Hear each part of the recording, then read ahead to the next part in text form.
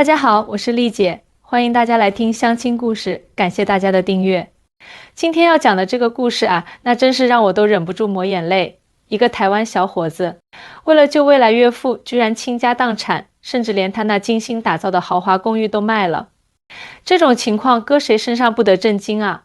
我跟你们说，连医生都不敢相信自己的眼睛呢。这段缘分要从2年前说起。阿明是台北一家知名科技公司的工程师，家境殷实，年薪破100万新台币。自己在信义区买了一套小豪宅，平时喜欢健身、摄影，人帅多金，那真是妥妥的钻石王老五啊！可惜这么棒的条件，愣是找不到对的人。阿明他妈可着急了，整天催他相亲，可阿明偏偏是个恋爱直男，说话做事太直接，每次相亲都聊不到第2次。他妈妈常说，你这孩子啊，就是太实在了，女孩子需要浪漫，需要哄的。就在阿明都快对爱情绝望的时候，工作上有个项目需要和大陆的团队合作，他被派到上海出差3个月。这一去可不得了，遇到了我们故事的女主角，来自江西的小雨。小雨啊，那可真是个苦命的姑娘，父母早年离异，她从小跟着爸爸长大。为了给女儿更好的生活，他爸拼命工作，可天有不测风云，在小雨上大学那年，他爸被诊断出肺癌晚期，我那时候简直崩溃了。小雨跟我讲述往事时，眼泪哗哗地流。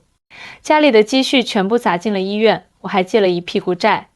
可爸爸的病情还是一天天恶化，为了照顾父亲，小雨休学打工，做过服务员，做过代驾，甚至深夜还在外卖平台送外卖，只要能赚钱的活他都干。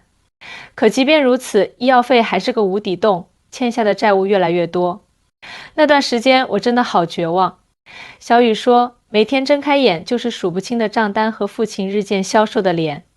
命运就是如此神奇。小雨在一家咖啡厅当服务员时，遇到了出差来上海的阿明。那天啊，阿明正在咖啡厅处理邮件，突然他的笔记本电脑死机了，急得他团团转。小雨看见了，过去帮忙，3两下就解决了问题。原来小雨大学学的就是计算机专业，这也太巧了吧！阿明惊讶地看着眼前这个看起来疲惫却依然明眸皓齿的女孩，你懂电脑？小雨笑了笑，我大学念的就是计算机，只是后来家里变故，没读完就出来工作了。就这样，2人开始了聊天。阿明被小雨勤劳坚强的精神深深打动，小雨则被阿明的真诚和幽默吸引。随后几天，阿明每天都来这家咖啡厅，点一杯美式，坐上一整天。你们台湾人都这么有钱吗？天天泡咖啡厅？小雨开玩笑地问。阿明挠挠头，才不是呢。我1个月的房贷就要2万多新台币，也是要精打细算的好吗？小雨惊讶地瞪大了眼，真的假的？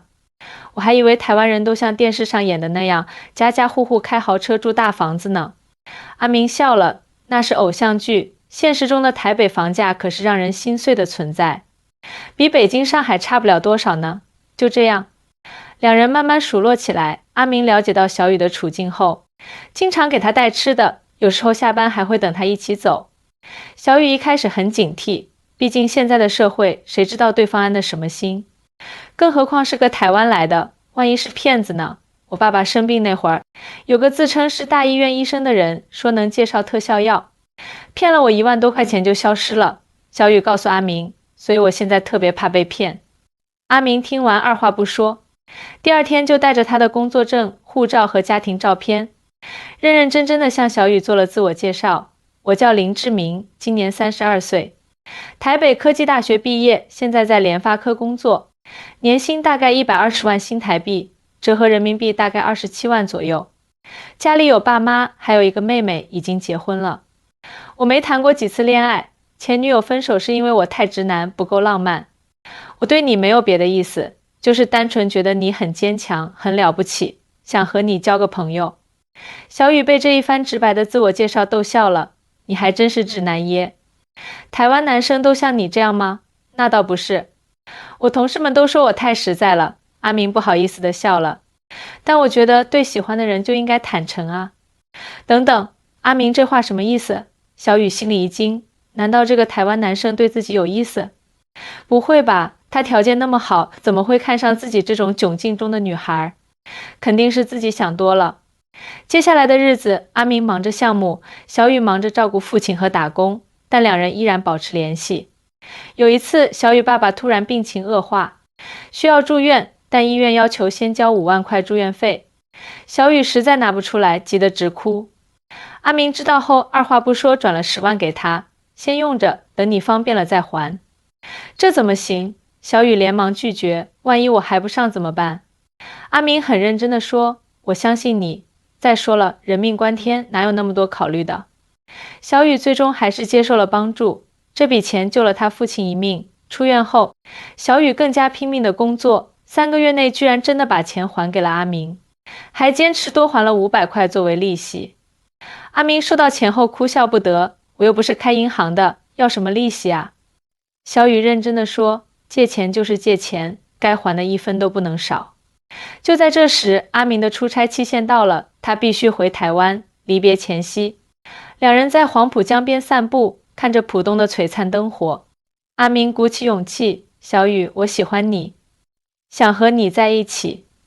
小雨愣住了，你疯了吗？我们隔着一个海峡耶，而且我爸还病着，我哪有精力谈恋爱？海峡不是问题，现在飞机那么方便。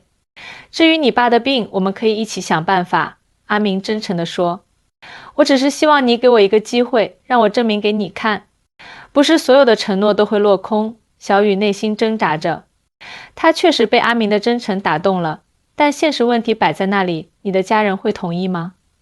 我听说台湾人对大陆女孩有很多偏见，觉得我们都是来骗钱的。阿明挠挠头笑了，我妈确实有点这样的想法啦，但她见到你就会改观的，我相信。思前想后，小雨答应了尝试异地恋爱。阿明回台湾后，每周都会视频几次，有时甚至通宵聊天。小雨总是心疼地说，你明天还要上班，早点睡啦。阿明却说，没关系，看到你比睡觉重要。这种肉麻的话，以前的小雨听了肯定会翻白眼，但现在他只觉得心里甜滋滋的。3个月后，阿明请了长假，飞回上海，见了小雨的父亲。他带了台湾的高山茶和凤梨酥，很有礼貌地叫了叔叔。小雨爸爸虽然病着，但对这个台湾小伙的第一印象不错，看起来是个踏实人。但当他知道阿明想和女儿谈恋爱时，脸色立刻变了。不行，你们台湾人和我们不一样，文化差异太大了，怎么可能长久？再说了，你家里人能接受一个大陆姑娘吗？阿明诚恳地说，叔叔，我理解您的担忧。但爱情不分地域，只要2个人真心相爱，什么困难都能克服。至于我家人，我会慢慢说服他们的。小雨爸爸叹了口气，年轻人啊，说得轻巧。现实哪有那么简单？阿明这次来上海，还特地咨询了当地的肿瘤专家，了解到小雨父亲的情况其实还有治疗空间，但需要用一种新型靶向药物，费用非常高。爸，其实我查过了，台湾的医疗体系很发达，有些治疗方法大陆这边可能还没普及。阿明试探性地说，如果您愿意，可以考虑去台湾治疗看看。小雨爸爸立刻摇头，不可能的，去台湾多贵啊！我已经连累小雨够多了，不能再加重他的负担。阿明想解释台湾的医疗保险系统其实很完善，费用可能没想象中那么高。但看到小雨父亲固执的样子，他知道现在不是谈这个的时候。回台湾前，阿明对小雨说，我会再来的，等我说服我父母，我们一起想办法帮叔叔治病。可阿明回台湾后，情况比他想象的要复杂得多。当他告诉父母自己在上海认识了一个女孩，想继续发展时，他妈妈当场就炸了。什么？大陆女孩？不行不行，那边的女孩子都很会骗人的。你知道隔壁老李家的儿子吗？就是被一个大陆女孩骗了钱，还骗了感情。我们家不能重蹈覆辙。阿明爸爸倒是比较冷静，你妈妈担心也不是没道理。两岸文化差异很大，语言习惯不同，价值观也不同。再说了，人家姑娘的家人在大陆，总不能让人家丢下生病的父亲来台湾吧？你有没有想过以后怎么办？阿明被问住了。他确实没想那么远，只是觉得和小雨在一起很开心，两人性格也很合拍。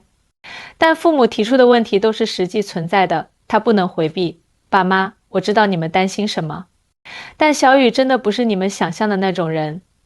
他很独立，很坚强，从不依赖别人。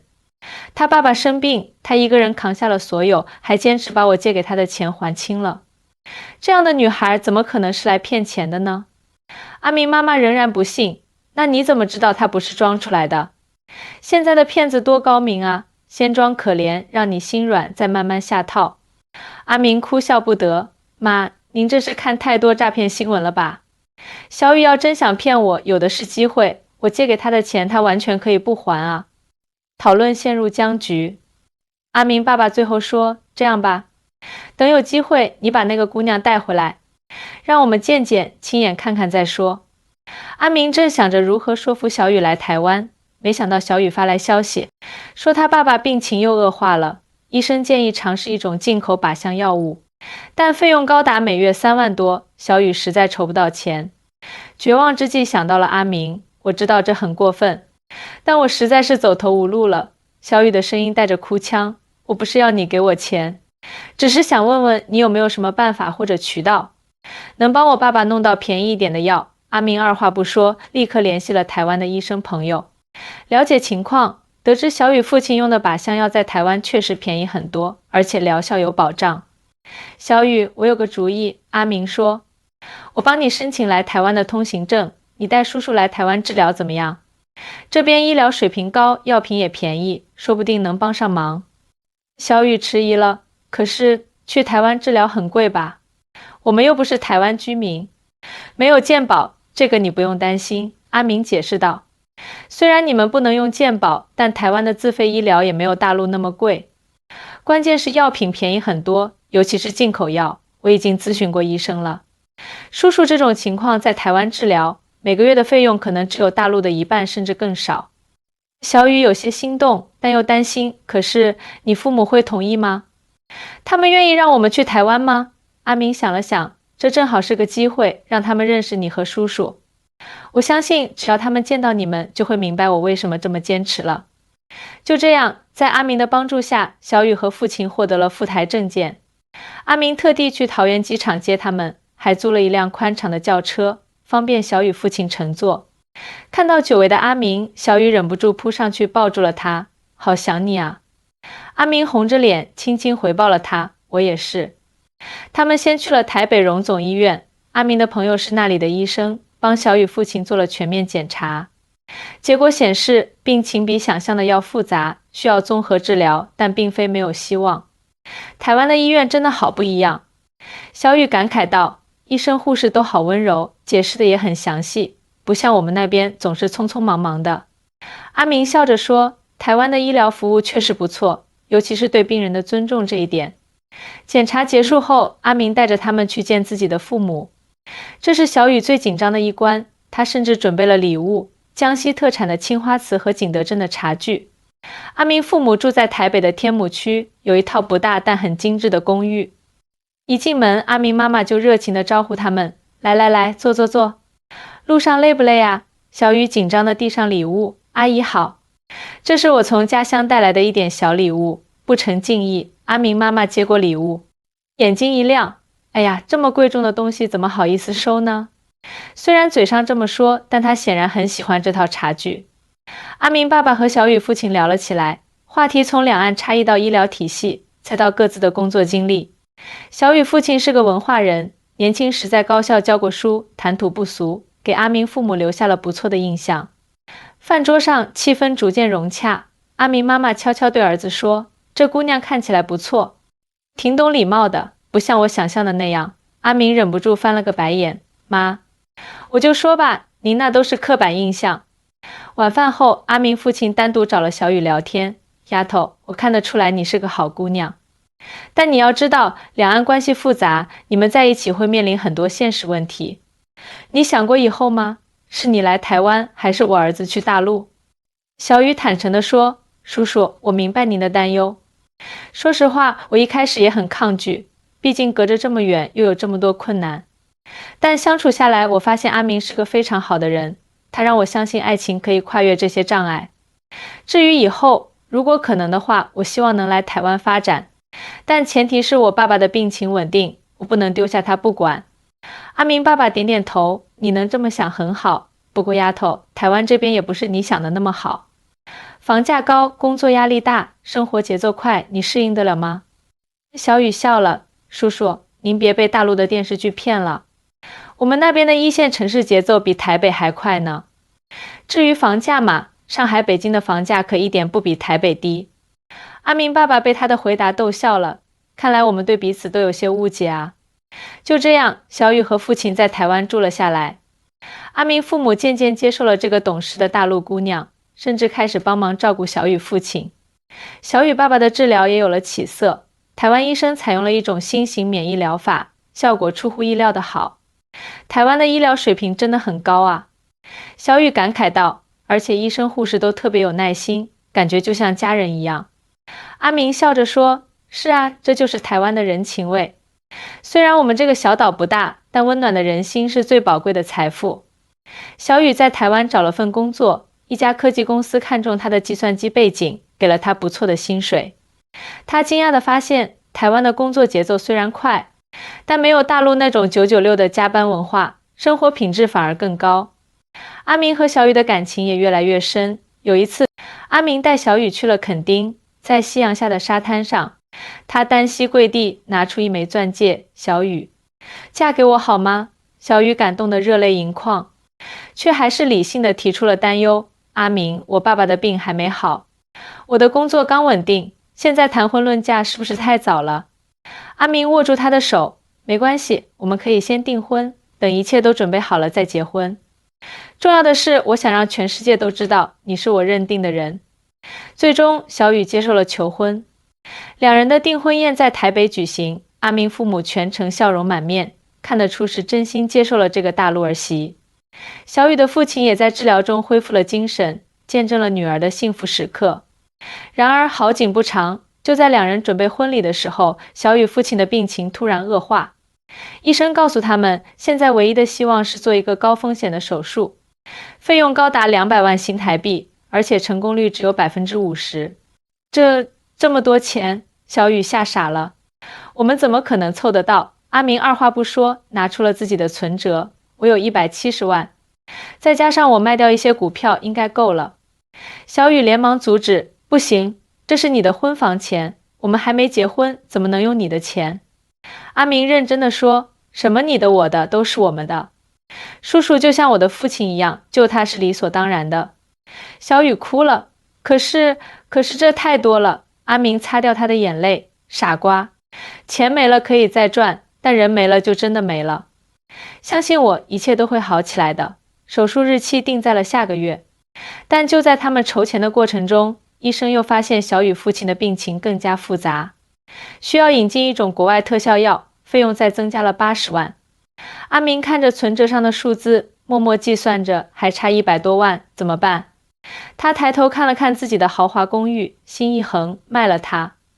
你疯了吗？小雨惊呆了，这可是你辛苦多年买的房子，在台北这种寸土寸金的地方，你卖了房子住哪里去？没关系，我们可以先租房子，等以后再慢慢攒钱买新的。阿明一脸轻松，仿佛在谈论的不是自己的全部家当。小雨哭着摇头，不行，我不能让你这么做，你父母知道了会怎么想？他们肯定会认为我就是那种来骗钱的大陆女孩。阿明却很坚决，他们不会这么想的。我了解我的父母，他们看人很准。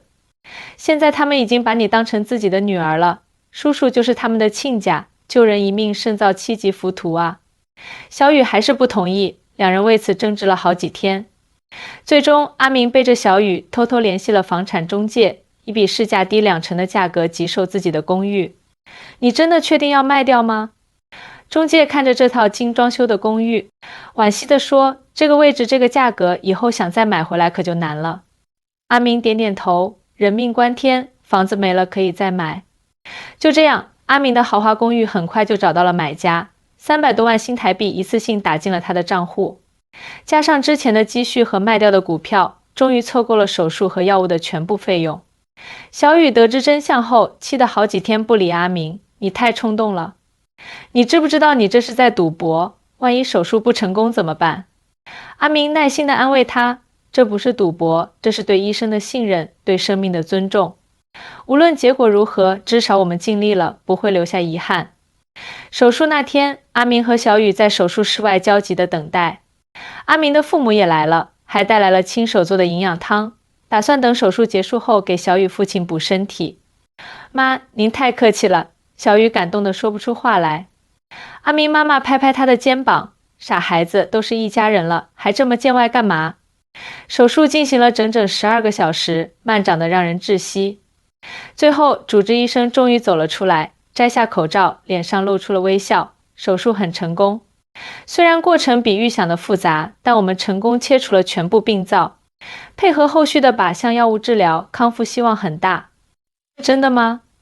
小雨不敢相信自己的耳朵，我爸爸真的有救了？医生点点头，是的，而且还要感谢你们及时决定做手术。再晚1周，情况可能就不一样了。谢谢医生。谢谢你们，小雨泣不成声。阿明也激动地握住医生的手，太感谢了，您真是我们的救命恩人。医生却说，其实最该感谢的是你们自己。我行医这么多年，见过很多病人因为筹不到钱而错过最佳治疗时机。你们年纪轻轻就能做出这样的牺牲，实在难得。尤其是你，他看向阿明，卖掉自己的房子救岳父。这种事我只在电视剧里看过，没想到现实中真的有人能做到。阿明不好意思地笑了，这没什么，都是应该的。小雨父亲恢复得很快，1个月后就能下床走动了。当他得知阿明为了自己的手术卖掉了房子时，老人家感动得泪流满面。好女婿啊，你对我女儿这么好，我这条命就是你救的，以后你就是我亲儿子。阿明父母也彻底被感动了。阿明妈妈对小雨说，丫头，你真是找到了一个好男人啊。我儿子虽然死脑筋，但重情重义，以后你们的生活我和他爸一定会尽力帮忙的。小雨感动得说不出话来，只能紧紧抱住阿明，在他耳边轻声说，谢谢你，我这辈子一定好好爱你。阿明却笑着说，傻瓜，我们的生活才刚刚开始呢。没有了房子，两人租了一个小公寓，虽然条件比以前差了很多，但因为有爱相伴，反而比以前更加幸福。小雨父亲的身体逐渐康复，甚至开始帮忙照顾家务，减轻小雨的负担。阿明的公司知道他的事迹后，特地给了他一笔奖金，表彰他的善良和无私。阿明把这笔钱全部用来购买医疗保险，为小雨和他父亲提供更好的保障。1年后，在双方父母的祝福下，阿明和小雨正式举行了婚礼。婚礼不大，但温馨感人。阿明的朋友们都被这个感人的故事打动，纷纷送上真挚的祝福。我一开始真的很担心他被骗。阿明的好友小陈在婚礼上悄悄告诉我，毕竟两岸差异那么大，又是网络时代，骗子太多了。但看到他们相处的样子，我知道这是真爱无疑。阿明为了岳父卖掉房子这事，简直让我们所有人都震惊了。小雨的闺蜜也专程从大陆赶来参加婚礼，见证这段跨越海峡的爱情。小雨以前总说自己命不好，父母离异，爸爸又生病，但现在看来，老天爷是先让他吃苦，再给他最好的礼物啊。婚礼上，小雨父亲精神矍铄的致辞，我这辈子最大的福气就是有这样一个好女儿，还交到了这样一个好女婿。阿明啊，你救了我的命，我没什么能回报你的，只能把我最珍贵的宝贝交给你。希望你们白头偕老，永远幸福。阿明和小雨相视而笑，眼中满是幸福的泪光。这一刻，所有的付出和牺牲都是值得的。婚后，两人一起努力工作，存钱买房。小雨的计算机技能在台湾很吃香，工资逐年上涨。阿明也因为工作出色，被提拔为技术主管。3年后，他们终于又买了一套属于自己的房子，虽然比不上之前的豪华公寓，但胜在温馨舒适。小雨父亲的病情稳定后，决定回大陆探亲。临行前，他紧紧抱住阿明，儿子，谢谢你给了我第2次生命，让我能看到女儿幸福的样子。阿明红着眼眶说，爸，您别这么说，您是我的亲人，我做的一切都是应该的。后来，小雨父亲的病彻底康复了，医生都说这简直是个奇迹。阿明和小雨的故事也在两岸传开，成为许多人心目中爱情的典范。有记者采访阿明，问他是否后悔卖掉房子时，他笑着回答，一点都不后悔。房子没了可以再买，但家人没了就真的没了。能用金钱解决的问题都不是真正的问题。记者又问小雨，当初为什么会接受阿明的帮助？他说，因为我看到了他眼中的真诚。在这个世界上，有些人的善良是装不出来的，那种发自内心的关怀让我无法拒绝。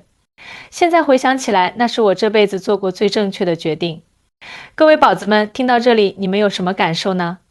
这个故事告诉我们，真爱是不分地域的，只要两颗心真诚相待，什么困难都能克服。阿明和小雨的故事打破了我们对两岸关系的刻板印象，也让我们看到了人性中最美好的一面。我是丽姐，感谢大家收听今天的故事。如果你喜欢这个节目，别忘了点赞订阅，下次我会带来更多感人的爱情故事。咱们下期再见。